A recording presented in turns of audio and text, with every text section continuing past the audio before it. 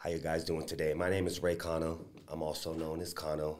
Some of you guys might know me from Immortal Technique's crew. Sometimes you might know me just from as Cano, just because we might have went to school together, or you might know me from the 420 scene or whatever it may be.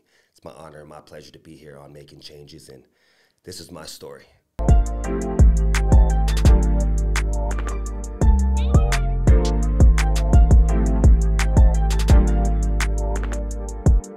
Throughout the hard times, we're still making changes. Find the ways to help each other, many similar faces. There's a way, meditation and pray. God could pave the way, many better days in a peaceful place where we... I come from Ontario, California. Have a cool, childhood. Nothing tragic happened really in my childhood. But I will say the story of, I did grow up without my real mom. My real mom left me when I was 2.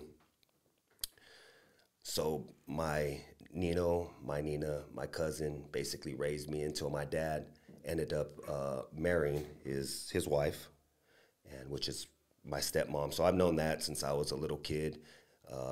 At the age of 2, like I stated, my mom left me. My family raised me and helped my dad, as my dad was working the majority of the time. So they're the ones who basically raised me, and I just want to say shout out to them for taking care of me. And making sure that I made it to today. So with that being said, they ended up moving my dad, and my stepmother moved to Ontario, and that's like kind of really where like the whole story starts. So I'm a recovering alcoholic. I'm a recovering drug addict, 10 years plus on everything. And I'm going to tell you how I got there and how I got to recovery. So when we lived in Ontario, I mean, if you guys don't know what Ontario's about, basically it's only like cows, and at least when I grew up there, it was just cows and like nothing. So, basically all you really had in Ontario was probably like smoking some weed and, doing alcohol and maybe some other stuff that I never really got into while I was in Ontario. But so I'm in Ontario, and I go to elementary school out there, I go to middle school, I go to high school, and I have ADHD. I'm an hyperactive kid. So I'm that oddball, weird kid that can't sit still. I got to take pills and medicine, and I get made fun of, and I'm just a weirdo, all through school and stuff of that nature. But, I was always the funny guy, always kept a good spirit, and even though most people always counted me out, or frowned, I was frowned upon by, my friends' parents, or even my own family members would frown and look down upon me, because I was just a nuisance to everybody, Bringing Cano around was always a problem. He's gonna get in trouble, or he's gonna do something crazy, or something of that nature to ruin, per se, the moment. And here's the thing, though, like, when my dad married my stepmom, it must have been hard probably for her as well to raise somebody else's kid. But me and her right out of the gate probably didn't have that awesome relationship, because you're taking care of somebody else's kid, and with all due respect, you're not my mother. And that caused a big issue right out of the gate, and I'm probably sure that's probably what caused most of my issues as a man. Growing up without a mother, maybe I have, what I say the terminology, maybe mommy issues. Maybe we just broke something right there together. With that being said, that not being my real mom, and my dad always being gone, and me being with an individual that, wasn't my real mom, maybe that caused a lot of conflict. And maybe that's a reason, maybe while I was rebelling as a kid, and just throughout life in general, maybe. So throughout school, like I said, always in trouble. Principal's office, getting kicked out of school, fighting all the time. And, getting back to the point, everybody always counted me out. Fortunate enough, I had, the support of my family, and I ended up graduating high school. Here's where the trickiness comes in, and this is where, like, probably the big major factors in my life come into play. So in high school, I ended up getting a girl pregnant. So I think I was like 17, I believe. When I had my son, I was 18. So yes. So 17, I ended up getting a girl pregnant. Throughout though, like school and stuff of that nature, I need to make this as a point before I proceed forward. I always smoked marijuana.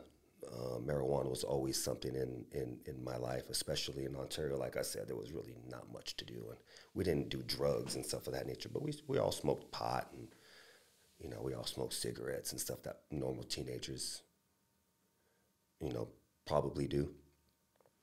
Fast forward, about to graduate high school, I get a girl pregnant. This devastated my dad, my mom, my stepmom, my mom, that's what I call her. And unfortunately, they have to kick me out of their home because I got somebody pregnant. I had to go be an adult now. And so with this particular individual, their mindset was, you can't do drugs, you can't drink, you can't do any of those things. And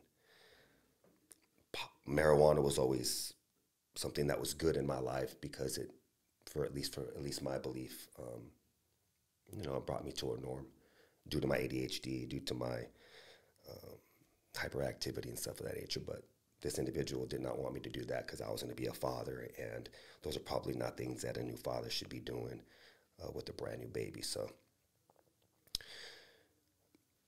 I stopped doing the whole marijuana thing. But then what ended up happening is after my son was born, I move us into our own place. We're typical kids. Statistics not going to last probably. With that being said, she moves in with me. I get to work immediately, taking care of her and my son. The alcohol started coming into play. I'm taking care of everything, trying to be the man, trying to be a dad, trying to, the pressures of just being a man in general. And I'm a young kid. I'm 18, 19 years old. Trying to be a parent and a partner. And anyhow, with that weight on my shoulders, no excuse. But like I stated, the alcohol, drinking and stuff of that nature just became a norm. And with my family, and I think I mean this respectfully, in a lot of Latino families in general, alcohol is something that has plagued at least my family. Whether it be alcohol or drugs, has plagued the Cano family. Unfortunately, killed a lot of my family. I'll get into that in a little bit. So alcoholism and stuff of that nature is easily something that comes, like I stated, in my family, and that's really something that came to me as well. So drinking more. It is what it is. I end up getting this individual pregnant again. She ends up losing that baby, and the relationship that was already rocky as it was anyways, we ended up separating, going our own ways in a very bad mannerism. I'm not going to really elaborate too much into that, but it is definitely a significant part of the story as of maybe why I went down this dark rabbit hole. So when the separation happened, you guys can probably hear it in my voice, but when the separation had happened, it was more the sense of me losing my son that really, really devastated my life and turned my whole world upside down, and I'm going to tell you exactly why. So I wasn't forced, but in any way, shape, or form. Let me rephrase this. When I got this individual pregnant, it is your obligation as a man to provide for that child and for that woman, or whatever be the case. At least that's how I was taught by my dad. And so I was trying to do so. So I would work every single day. I would provide and all of that nature. And this individual cheated on me. And I didn't understand after everything was said and done, you know, you have to go to court because I wanted to see my son and how the court system works. Long story short, my son was taken from me because of those things. Like, for example, marijuana use was very frowned upon back then. You know, this was, my son's, what, 22, 23 years old now. So I'm talking about over 18 plus years ago. So it was a lot different. And marijuana was very much frowned upon. So with that being said, because she knew that I was using marijuana, it was used against me. And long story short, I lost custody of my son due to marijuana use. And when that happened, for whatever reason, instead of manning up, I admit, I felt betrayed. I felt demoralized. I felt like my whole world had been turned upside down. I lost my son. How is this happening to me? I go to work and work 45 to 60 hours a week, putting a roof over their head and putting food on the table and being a good man. And because this person and I separated, they're using marijuana against me to say that I'm not a good dad. I'm paying child support. And I'm confused here. So with that being said, instead of, you know, maybe just, I could have made the choice to just, hey, quit marijuana, and I could have probably went down a different route, but I was already in a bad place as it was. Everything in my life had already been now pretty much gone. I'm alone, no son, no anything. And so I start going down this dark, dark place. And like I said, alcohol and drugs has always plagued my family. So let's go down this rabbit hole together. So shortly after I meet this group of people, I'm now living in the city of Anaheim. Me and this individual are no longer together. I haven't seen my son, golly, probably a couple years now.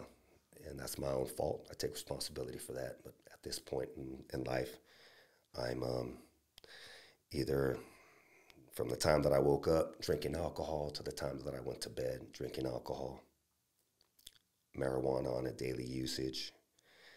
And that was probably my lifestyle for,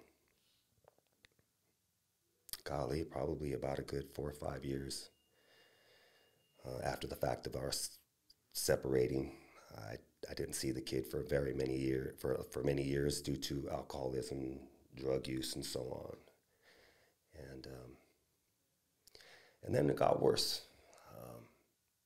Not only was alcohol played into it, the marijuana played into it, but I got into something that I've never touched ever in my life. And this is really, really where like my world just completely crumbled. So every day, like I said, we would go drink, smoke weed. There was this bar that was close by that we would all hit after work every single day, after hard days of work.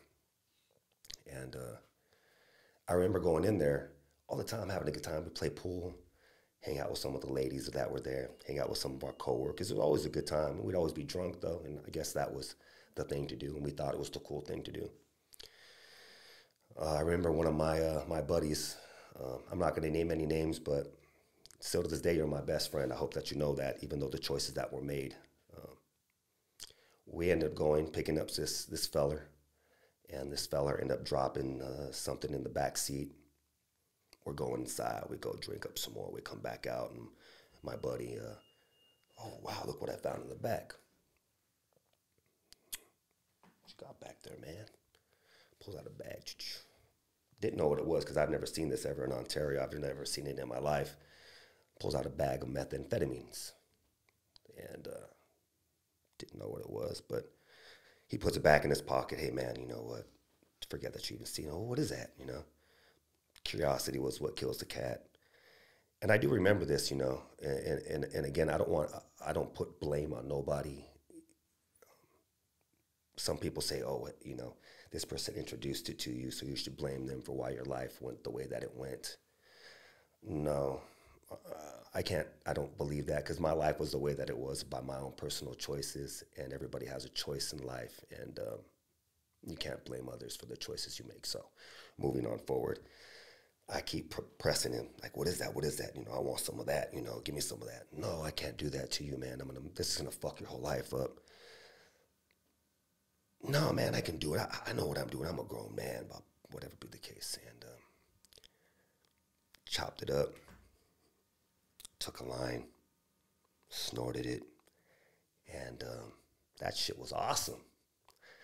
And I don't mean that in a funny manner or something. I'm just telling the story at that moment. You went from being drunk to sober within like seconds, and you're just like, wow, this is interesting. So I fell in love with it. Unfortunately, now this is a habit now that becomes almost, it was a weekend habit, and then it turned into an everyday habit. And now I'm stuck on methamphetamine. I'm a drunk. I'm stuck on meth, smoke cigarettes, smoke weed. I don't see my son. I'm not a good human being, you know, in any aspect. You know, I'm living life in a bad way. I guess I'm very lucky I still had family. And I guess I'm very lucky I still had a couple of friends that actually cared about me. But for the most part, yeah, I was definitely every day dying at life and just, golly, going through the motions. You know, and through the times of me doing all of these drugs and alcohol and running around and acting like a fool, I thought I was happy. I thought it was fun. You know, I didn't realize till later on when we get into the story, like, and I'm going to say this and pause. I didn't realize this until later, that nobody that's an addict in any aspect in life wakes up in the morning and says, damn, I am glad to be an addict today. I choose to be this way. And I know that sounds probably, that probably doesn't sound like an educated answer coming from somebody that is recovered now for many, many years. But I can tell you, not ever once did I get up and say, hypothetically, it might have been my mother, my father, my wife, my son, my friends. I didn't wake up ever thinking, am I going to hurt them with my actions today by going and picking up that meth or going and drinking that alcohol or no. I need people to understand that it's not a direct insult or slap in the face to you loved ones. When you guys think like, hey, they're not smart enough to say no or not to make that choice, or don't they think they're sober at the time? Sometimes when you got these demons inside of your head and these things that are going a million miles an hour, you're the last person that's on my mind. My only thought process is, how do I stall this? How do I stop this? How do I stop these demons and these voices in my head? So I just needed to stop and pause and state that, loved ones, if you're dealing with somebody right now that's an addict, take the time to talk to them. It's not a reflection of what they're trying to do to hurt you. It's more deeper than that. So getting back to my story, I just needed to pause that just to get, hopefully, so you understand sometimes what a real addict is going through, and their thought process is never to hurt their loved ones or anybody else around them. And it's always just to hurt themselves. So back to my story of now this is an everyday usage, and we're going to hotels doing dirty, nasty, just, you know, things I'm thinking about in my head are just, I'm not proud of, you know. The places that you end up, the amount of things that you thought were normal, you see some things that just actually just blow your mind when doing drugs and hanging out with that kind of a crowd. I've seen good people like myself turn into complete different individuals right in front of your eyes. This drug called methamphetamine has ruined so many lives, so has the alcohol. And it's really sad that, we as addicts choose those choices in life sometimes just to numb the pain and to dull the things that we're going through. But I understand what you're going through, trust me. And I know that somewhere deep down, if you try, I know that you can get yourself out of the situations that you guys are in. As I continue to tell my story, I'm going to give you a saying at the very end. So as we continue through the story of methamphetamine use, alcohol use, I end up meeting this girl, which is now my wife, which if you would have saw, she was actually in here with me a little bit earlier. I met this lovely lady, and she changed my whole world. Young kid, naive, not knowing anything, and I'm gonna have to answer for these. I wasn't the greatest person to this individual, but I ended up meeting her, and I remember us talking to each other, and me being in and out of her life, just because I was, I was embarrassed. I liked her a lot, and I really wanted to be with her, but I was so embarrassed because I knew the human being that I was. It was not up to par, or what's the word I'm even trying to look for? I wasn't worthy of that. So I would, try to stay away from her as much as I possibly could, but this damn girl wouldn't stay away from me. And I thank the Lord for that, because, shit, I wouldn't be sitting here telling you guys this story if she wasn't persistent. So, sorry. So fast forward, me and her are now talking, and, for some reason I always saw the good in me. And I remember that at this time I was living in my aunt and my uncle's garage, and not really doing good in life. This is like, probably like one of my darkest parts is that when I was doing this methamphetamine and doing the drinking and the drugs like on an everyday basis, you'd jump in the car, you'd go driving, you'd go just do whatever you wanted, not knowing that there's possibly consequences because of this, So I'm gonna tell you, I remember twice at that.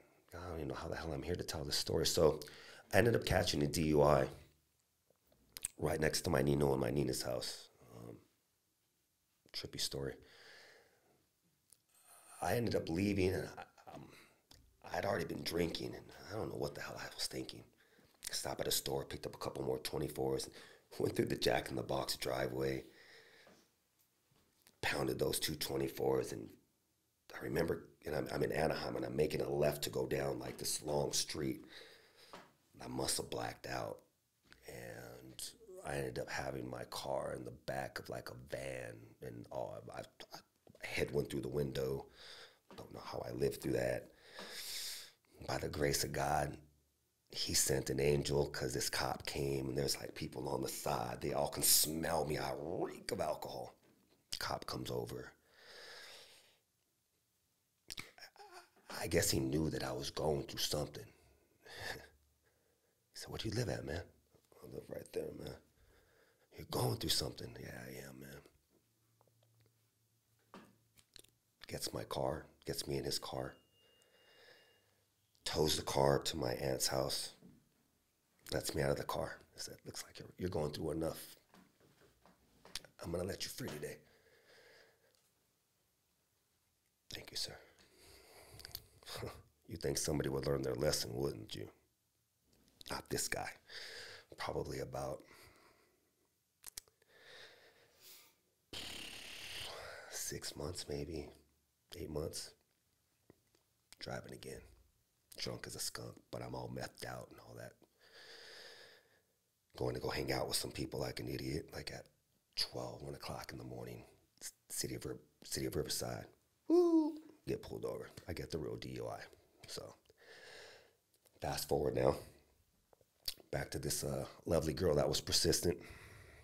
So, you know, I've ruined my whole life by the time that I've met this girl. There's no reason in any way, shape, or form that this girl needs to be with me in any aspect. I have nothing to offer. She met me. I had zero to my name. I had holes in my shoes, man. I mean, I had nothing. I had nothing to offer you, this young girl.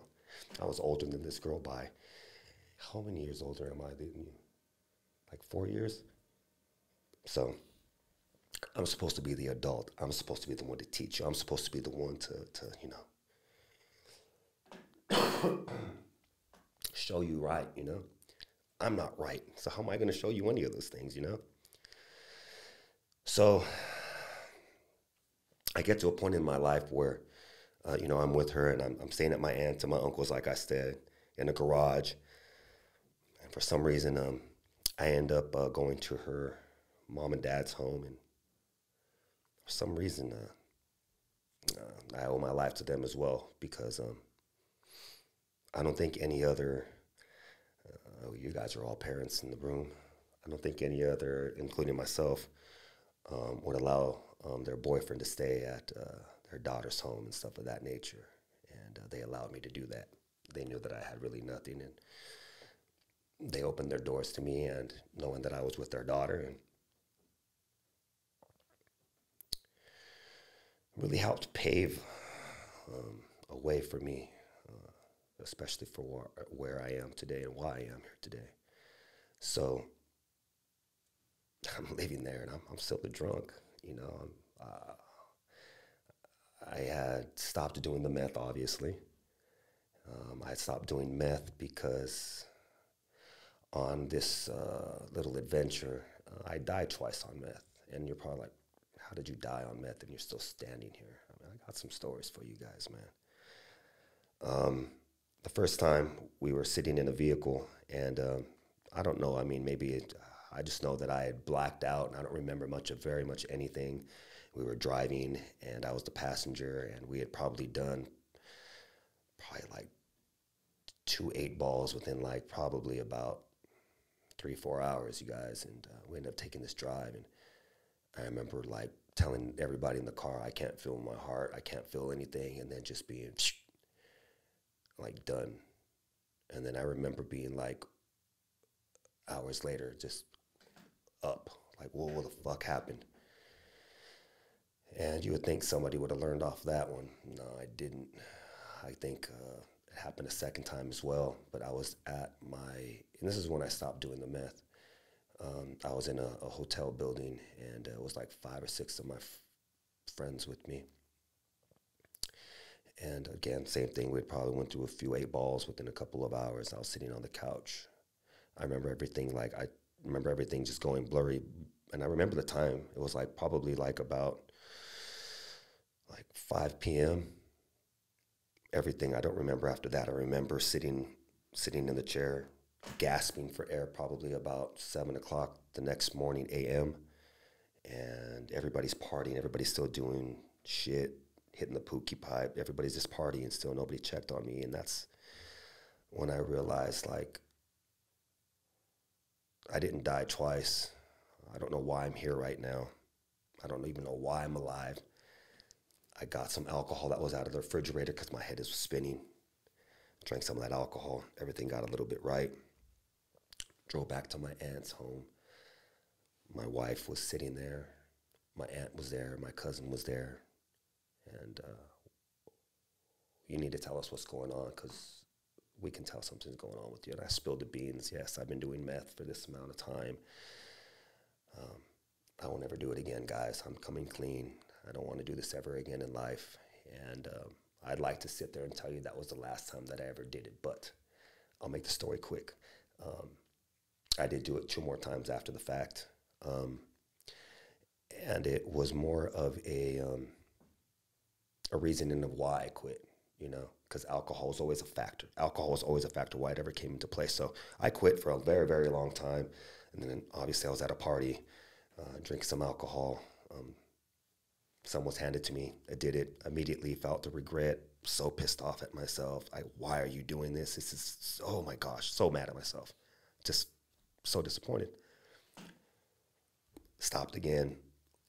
Many months went by. Alcohol was involved. Damn it. Did another damn line. Again, felt the immediate disgust. Just immediately, golly, I can't believe I did this again to myself, you know. But I can say that that was the last time I had ever done it. And I thank the Lord that I was able to overcome that particular part of my life. But even though that was said and done, the dirtiness of my life definitely didn't stop. I just increased the amount of alcohol that I drank. Even stopped the marijuana, but my real demon in my kryptonite, I guess, would be alcohol. Even still to this day, I'm 10 years plus. I'll be 10 years sober in August from alcohol. But I'll take you down that little trail. So after the quitting of the methamphetamine, like I stated, I started drinking alcohol even more. Like I said in the beginning of my story, I would drink alcohol from the time that I woke up to the time that I went to sleep. I drink at work on my lunch breaks. I mean, I was a walking alcoholic, functioning one, and I don't know how. So to this day, I sit and I kind of trip out on how I had these kind of jobs and how I was able to even still be alive and still walking around. And it's surprising, some of the things that you do to your body.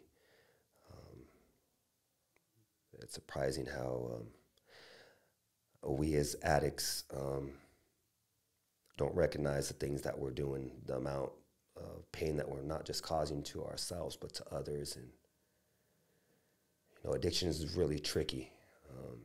It doesn't just affect you, it affects your family, your loved ones, and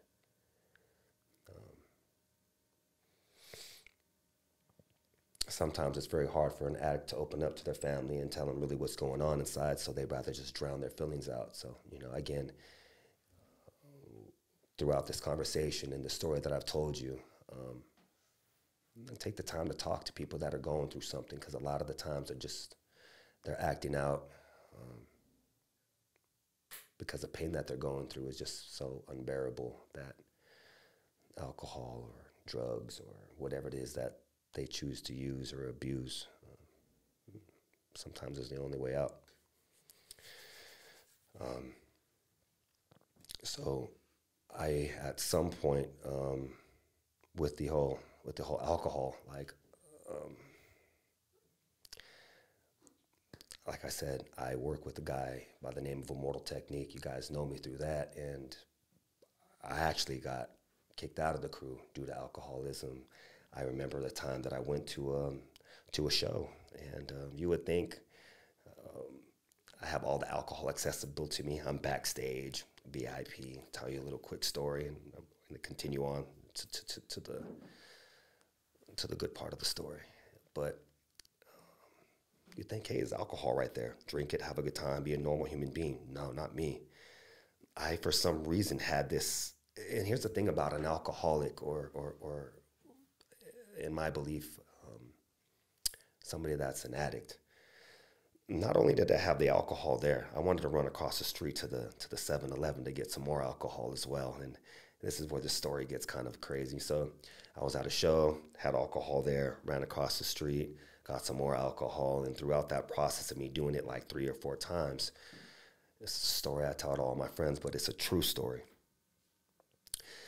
I must have sat down, and there's a character that plays on that Johnny Depp plays, and I say it's Captain Sparrow or something like that. I'll get you a laugh right now, but I sat down, right, and I was so drunk off of my butt, and I could literally see the venue across the street. And all I had to do was go walk over there, and I'd be safe with all of, the rest of my crew. But I was so drunk I couldn't walk.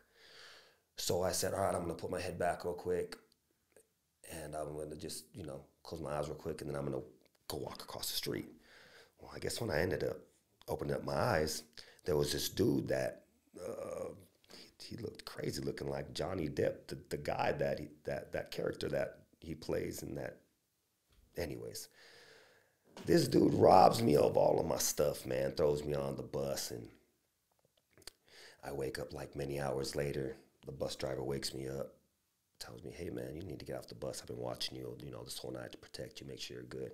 Ended up in Union Station. So I'm telling you, like, there's so many stories that I could tell you about where alcohol has taken me and how many times I should have died off of this stuff, And I'm here to tell the story, and I'm grateful that I'm here on Making Changes to hopefully in some way, shape, or form enlighten and help somebody understand that you're just not alone in your darkness. You're not alone in your thoughts. And just because you're going through something doesn't mean that you're broken and that you can't change. And throughout my whole life, I've always been told that I was never going to amount to anything, that I'd be a zero in life. That's from teachers to family members to friends, so-called, and don't allow in people's opinions of you to determine your outcome. Because when I get to the end of the story, I'm going to say this right now. If what people have called me, if a dumb Mexican, drug addict, alcoholic, piece of shit like myself, what I've been called, can overcome all of these obstacles in every aspect, way, shape, or form, I guarantee you can too. And there's somebody that loves you, cares about you, thinks the world of you, and wants you to win in life. I know sometimes we get into this position where we think that everybody against the world is against us when we're in this predicaments that we put ourselves into. At the end of the day, you need to take the responsibility for your actions. You need to step up to the plate and realize I made some bad choices in life. And we're all human beings. That's okay that you make a bad choice in life. Everything is fixable. If you got up today and God gave you breath, right? That means that he gave you another chance today to rectify or make all of your wrongs that you did yesterday, right today. So don't give up on yourself. And don't ever think that something is too hard to overcome. It's only too hard to overcome if you don't try. Let's say this, how many years did it take you to become that addict? And how many years have you been that addict? And how many years have you drank or done whatever it is that you may have done? Think about that. So one day isn't going to change what you did for 10 days, 10 years, 20 years, 30 years. One day at a time, right? Moving on. So, again, getting back to this lovely lady, her family that opened their doors to me, went through a lot of hard times, ended up in a lot of bad places because of my choices. I've jumped out of my dad's vehicle while I was driving because I was so drunk and I didn't want to go home because I wanted to go continue to get drunk. I mean, I've done some outlandish stuff just because I wanted to just continue to get drunk. Like, there was never enough alcohol in the day you could have given me. Like, never enough. And so, moving forward, because of my bad choices, I've been homeless. I've dragged this girl through the mud, man, and it's something that, this hurts me to say this. It hurts me to know that I hurt somebody that loved me so much because of my alcoholism and my drugs, and it's no excuse. Nah, man. But, we had to sleep unfortunately, on somebody's floors because of my bad choices. We had to sleep in a garage before. We had to be homeless before. We had a lot of bad situations because of my choices. And at any time, she could have left me. And for some reason, she saw something in me that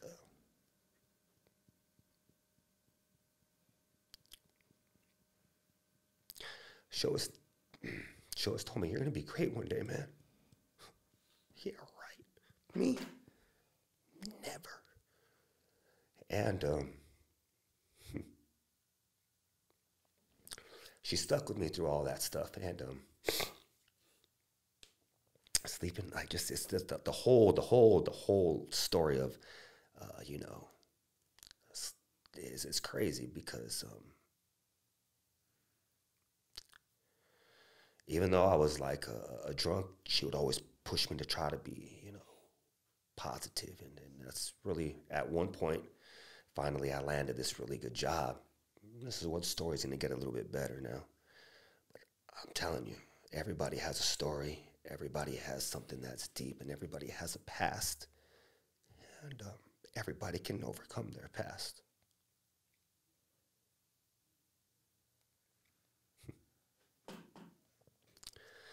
So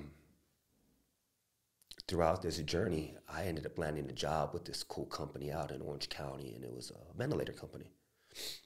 And I was just a warehouse worker. That's all I ever really did in my life was warehouse work. And I ended up running into this really cool white woman, and she believed in me a little bit. Told her, hey, you know what, I can't be a warehouse worker forever. I don't want to be a temp for your company, you know. She would always try to keep me at this company because I'd always want to walk out. One day I did do that. I walked out. She called me back. You got the job, man. Awesome. Landed this really great job. So, again, I'm still working in the warehouse, but it's a great job, great benefits. It's good for us, you know. It's just putting us in the right direction, you know. I'm living with family. I'm not going to say that we're rich or great, but, you know, it's life. And then years later go by, I watch these people that are working on ventilators. They're engineers, you know. That doesn't look hard. And I always make comments like, why do these guys just sit on their butt all day long and make like all this money, and I'm working like 10 times harder than them, you know? And my boss would always tell me, go get a degree, go get a degree, go get a degree. How am I going to do that, you know? Fuck out of here. Anyways, just had to be that funny part in there. But me being a drunk, you know, I can't go to school. I'm not smart enough for that. And then, just ironically, one day, I have to say again, thank you, God, for giving me these two beautiful individuals, because there's these two Davids that work there. Both of them were my bosses. They walked down in the warehouse, and one of them said to me one day, you're way too smart to be doing this stuff, bro. What, me? You're way too smart to be working in the warehouse, man. Why don't you go to school? Yeah. So now this story of this guy telling me, that's now probably for like the last 5 months or so, been telling me to do so. And again, I appreciate you guys. I'm not going to say your names on air, but I appreciate you because you guys changed my life, and thank you for that. So one day he walks down, grabs my time card, clocks me out, and says, I'll pay you for the rest of the day, but I just want you to go do one thing for me today. You'll get your whole 8 hours. And I'd probably only been there for like half the day. All you got to do is go to 2 schools, give me 2 pamphlets, and bring them back to me. All right, sure. Went to DeVry, went to the ITT Tech. Talked to them. I want to go be a ventilator in tech. I want to be engineering. This is what I want to do.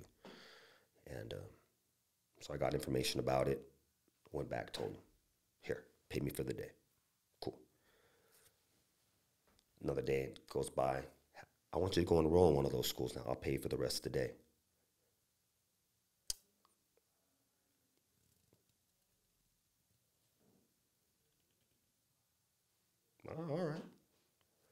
So I ended up going to ITT Tech. In my head, I'm like, there's no way in hell they're gonna roll me in this thing, and no way in hell I can do this. I was like 30. I was like 30 something. I don't know. I was like almost 30 years old. I was older already, you know. Like, how am I gonna do this? I'm a drunk. How am I gonna do this? Go take this test. They give you this this test to test your competency and stuff of that nature. And unbeknownst to me, I blew that thing out of the water. I hadn't been in school in years. How did I do that? Anyways, long story short now. I get enrolled into ITT Tech. Your boy graduates ITT Tech, highest honors. I have, you know, I kick ass at school, you know. I have top grades, I'm top honors, top everything. Thank you. And anybody telling you that you can't do something in life, they really, at the end of the day, it's up to you what you want in your life. I've been told again my whole life I'd be a zero and nothing, in that it's been preached to me that I'm going to be nothing in life. So by me accomplishing that, and again, I need to say this as well. I was still a drinker when I accomplished this. I could only imagine before I get to the next part of my story, if I would have continued schooling as the sober person that I am today. I wasn't sober then when I got that degree. But I did do it, and I worked my ass off for it, and I still give myself 100% credit. I'm just saying, if I was a sober man, what more could I possibly have done? But so now we graduate from ITT Tech, right? And major step, awesome. My dad's there, my family's there. Both of my mentors that pushed me to go to school were there. Went and had a beautiful dinner, really cool.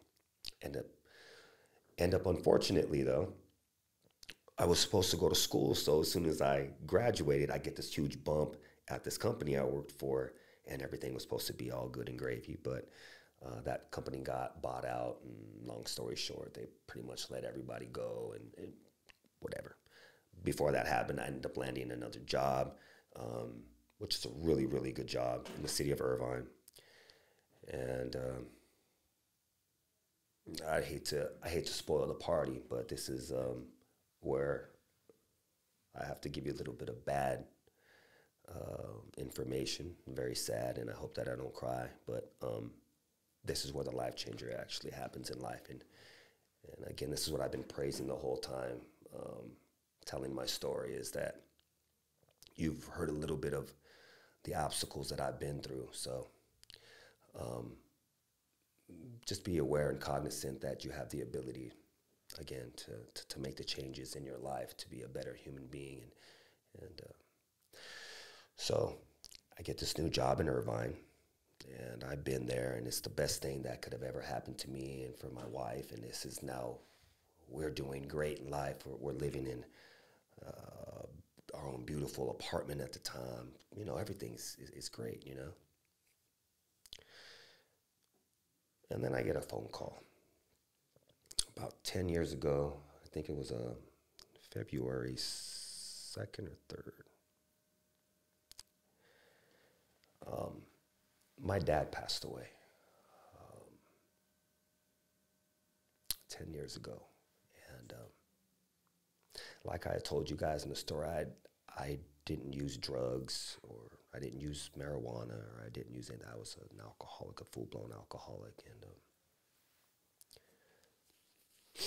unfortunately, my dad, and like I told you, my family is plagued by alcoholism and drugs. My dad in no way, shape, or form ever used drugs in his life, but unfortunately, alcohol took my dad's life.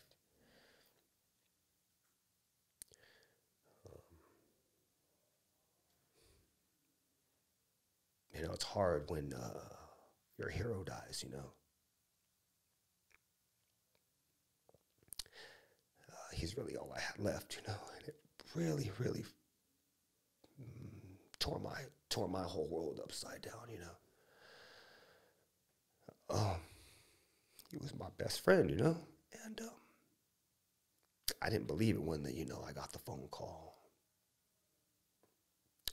When I got the phone call, they told me that, something happened to your dad, and they were putting it out like he was in the hospital or something, and I was confused. Well, what do you mean? And then somebody called me, and then that's when I got to their house, and that's when somebody told me when I got to my dad's house, like, nah, he's dead. And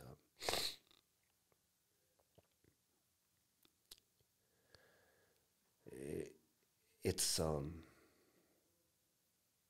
very, I don't know what the word is, surreal when somebody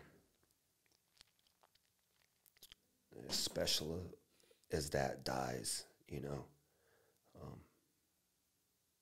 And I'm not gonna lie, my choice next was I want to die too, and that's a choice I made.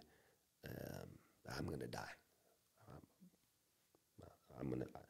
I was already an alcoholic, and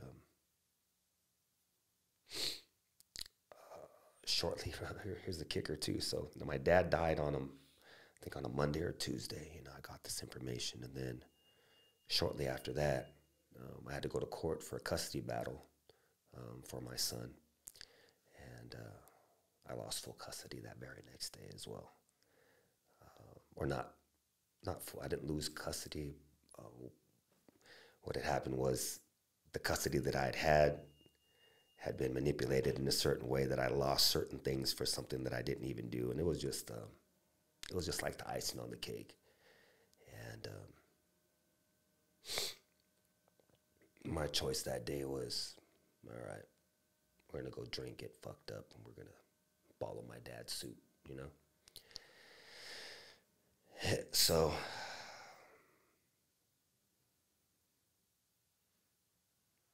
every day after that, I was getting beyond wasted. I was like getting red and stuff like that. And what I was doing, unbeknownst to my wife and to my family and anybody, was I was actually getting like big old, like, I don't know if you call them anymore because I haven't drank in a long time. I think they're liters of vodka, and I was putting the vodka inside of my Gatorade bottles and drinking those all throughout the day, wasted, and nobody knew. Nobody could smell it on me. Nobody noticed. To the point, like, I was throwing up every single morning, regurgitating, throwing up bile because, you know, I was just drinking so much, trying to kill myself. I was trying to kill myself. And it wasn't working. And then I remember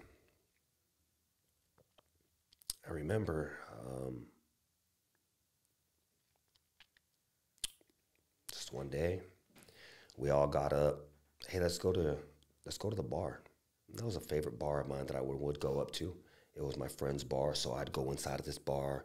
I'd drop my dude like 40, 50 bucks. And then, you know, he would allow me to drink all night long. We'd party up, have a good time, whatever I want. And then at the end of the night, I'd go give him like another 25 bucks just to tip him out, you know what I mean? And we ended up going to this bar, and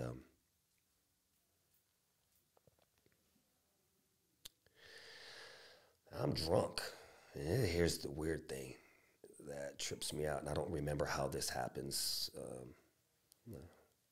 I guess only God knows why this happened, but so we're at the bar. I'm drunk off of my ass. I'm wasted, and I'm sitting there with a big old, I don't know what you call them. I think a pitcher. I had a pitcher of beer. Like, that's how I drink. If I was in a drink, I was in a drink. And I drink out of the pitcher. And so I'm holding this pitcher in my hand, and I'm wasted. And I don't know why, but I walk up to my wife, and I whisper in my wife's ear, I'm not going to drink anymore after today. I am done drinking. I don't like this shit no more. I do not want to drink anymore. And of course, with all due respect, she's probably heard that a million times from me. She looks dead ass up at me because she's short. She looks up at me and says, you're full of shit. Touche. Carry on. I go back to drinking my pitcher. Night ends. Drive home. Well, next morning, I woke her ass up at 7 o'clock in the morning. We're driving to Venice. What? I don't know nothing about marijuana anymore, guys. I just know that it's legal. I know that I can go to Venice to buy this license card and I can smoke weed with this card and I won't get in trouble and I won't go to jail. And all I know in my brain is I don't want to drink anymore. It hurts, it's killing me, and I don't want to die because I'm going to kill myself. And I know that I am. And I made the choice to, well, I don't want that. So back to the story. I'm in Venice Beach. I buy a card. They gypped me off so badly. They knew that I knew nothing about it. They charged me like $200. I found out like many years later it should have only cost me like $40, but let's continue on with the story. So I get this card that cost me my right arm. And then I walked outside and then they told me, hey bro, you can go down the street right there. There's a dispensary right there. You're a first time patient. They're going to give you some free gifts, some free stuff. And I'm like, what? Don't know nothing about this yet. Go walk in. They give me a free pipe. I buy like, I think $15 or $20 worth of weed. They give me a free little grinder. Keep in mind, I haven't smoked weed. And keep in mind, weed has changed so dramatically since the last time I had smoked weed up to this point. Grind up the weed, smoke the weed. And I think my wife actually still has this recording somewhere, but she was the one driving, but obviously, and I was in the passenger seat, and she said that I started laughing, I started crying, and that I just told the whole fucking story, like a whole like fucking breakdown of every pain that was inside of my body, everything I was holding on to. It was just like weirdly like a release of what has been plaguing me for so many years, apparently. So we get home. This is day one, right? She's like, this won't last more than, today. Tonight, Ray will be drinking alcohol because he's an alcoholic. And I've heard him say this a million times. He goes, gets some weed from his little homies down the street. He smokes it and then he gets drunk and he's just full of shit. Well, day one and night, no, nothing. Day two, nothing. A week goes by, a month goes by, months go by, a year go by. I haven't went back. Tell you a little bit of story probably why I haven't went back as well. Now I'll get into the whole Immortal Technique thing and how I got to where it is I am and I'll kind of wrap up this cool little story. So at this point now, I'm just smoking weed every day, and I think it's probably been it's been a few years. I don't have the name that I have yet that I'm going to say further in the story. I end up, we all have social media. One day I'm on social media, and a lot of people know me from, like I said earlier in the story, I work with Immortal Technique. I hang out. I'm part of a whole bunch of different crews and stuff of that nature pertaining to the music scene. So a lot of people knew me through just, hey, you're Immortal Technique's right-hand man and stuff of that nature. So with that being said, I'd be on social media sometimes, and I had big accounts on Instagram. I had 2 huge accounts on Instagram and the whole Twitter thing and all that other nonsense. But at the time, it was cool. And some dude hit me up on social media. Hey, you're Cano with the Immortal Techniques crew. Have you ever been to a thing called a sesh? What's a sesh? Just come. It's like a big weed swap meet. All right, cool. Went to this weed swap meet. And as I walked into that particular place, a lot of the companies knew exactly who I was as well. Same response, hey, you're Cano. I know who you are. You're with the Immortal Techniques camp. Come check out my product. Check out this. Cool, whatever. Well, I ended up making this really good connection and with this company. And we did, he has some, it's basically what it was. Basically, it was called lean marijuana, though, not like the lean that you guys are talking about that these rappers be drinking on and they look retarded. No, marijuana lean. And the reason that I was looking to obtain this is because, again, Ray Cano is an alcoholic, and what I was trying to do is trying to find some type of marijuana per se that I could use in a drink form so that I could trick my mind into believing that I was still drinking. And that's literally genuinely what really saved my life. If I had to really be honest, like pretending to like marijuana in the aspect of where I am today, I'm an advocate for marijuana. I think that marijuana is good for a lot of things, a lot for people. Not just the marijuana side of things. The non psychedelic part of the marijuana, like the CBD and all of that stuff, does wonders for people, for the psyche, for their mental state, for anxiety, depression, aches, pains. I mean, I can go down a list, but I'm not a doctor to tell you what you should or shouldn't do. So that particular drink or marijuana lean is really what saved me. I would drink those things, and it would obviously give me the high feeling, but it kind of tricked myself, like, damn, I feel like I'm drunk right now. So I had a partnership with them, and everything was 50-50. And long story short, I picked up a few more sponsors that would pay me to use their products and promote their products. And okay, now moving a little bit forward, now another big guy, hey, you want to host my shows? Sure. So now I'm over here hosting shows and these sessions, and it's awesome. Every single day you're seeing like 1,000+ people, maybe 3,000 people a day, and because of that individual giving me a chance, I made a huge name for myself, and I was getting booked for shows left and right, hosting, showing, throwing events, and it was a good like 5 years or so, or 6 years, until unfortunately COVID hit, and then all of the whole sesh life and all the things that I'm talking about, pretending to these cool little events that were legal and stuff of that nature, went completely away. And then everybody had to go basically revamp themselves and stuff of that nature.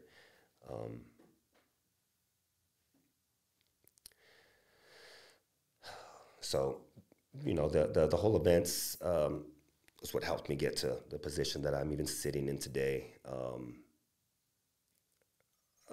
Meeting a lot of great people in the industry, learning things about the cannabis industry,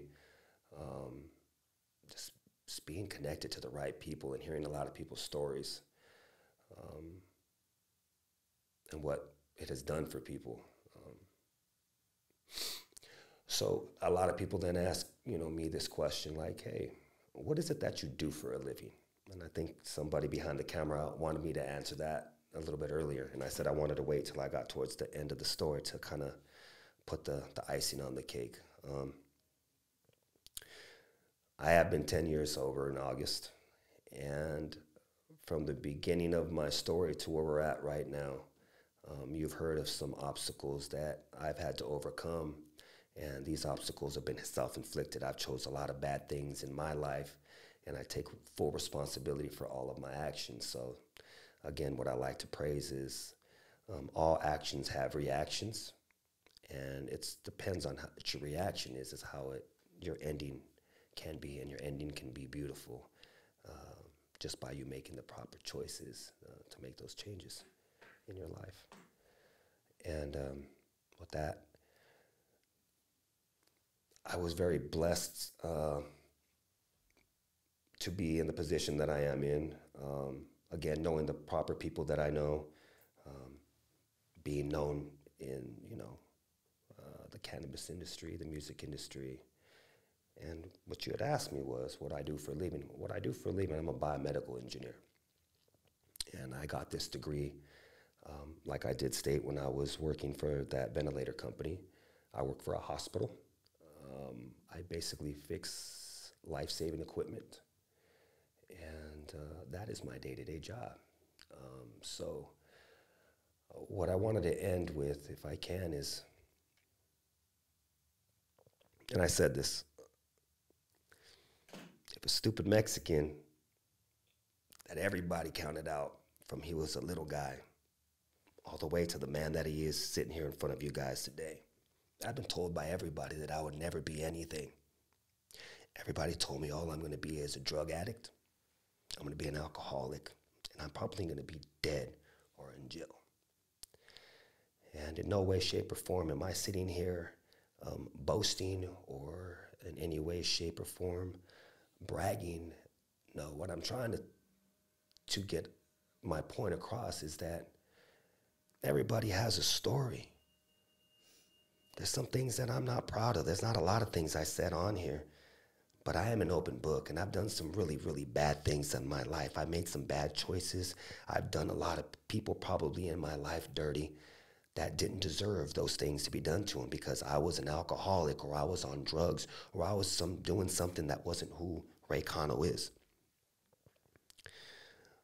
That's not an excuse for me to make those actions in any way, shape, or form, but you can right your wrongs. You can say you're sorry and fix the things that you've done in your life, and you can proceed to progress forward and be a successful individual.